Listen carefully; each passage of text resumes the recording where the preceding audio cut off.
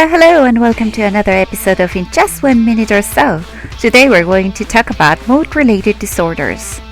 At some point, everyone experiences losses, setbacks, or tragedies that will lead to a normal experience of grief and sadness.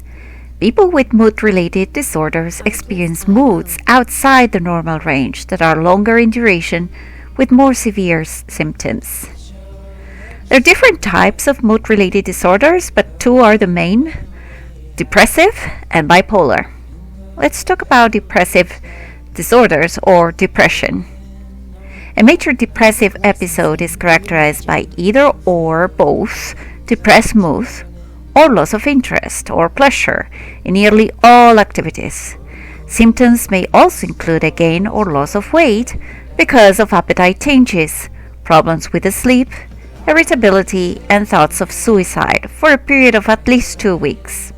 What are the outward signs of depression? Well, in the physical appearance, a person who is depressed may look sad, dejected, or anxious.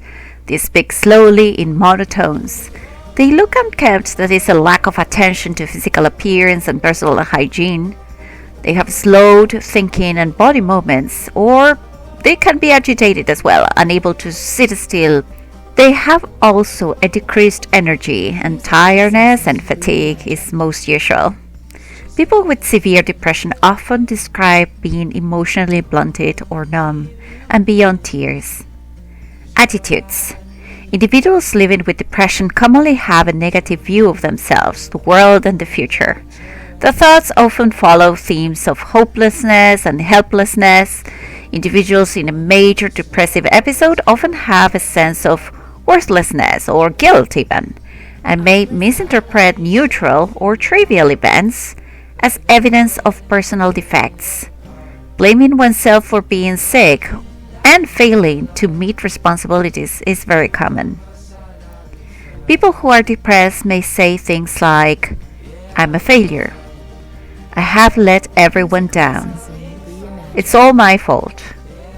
Nothing good ever happens to me. I'm worthless. No one loves me. I am so alone. Life is not worth living. There is nothing good out there. Things will always be bad." Now let's discuss the effects of depression. Depression affects emotions, thinking, behavior, and physical well-being. Depression impacts people in different ways.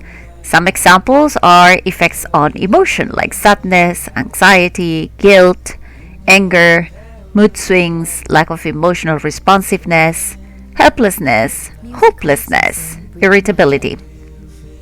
There are effects on thinking: frequent self-criticism, self-blame, worry, pessimism, impaired memory and concentration, difficulty making decisions, confusion, a tendency to believe that others see them in a negative light, thoughts of death and suicide. Other effects are on behavior, like crying spells, withdrawal from others, neglect of responsibilities, loss of interest in personal appearance, loss of motivation.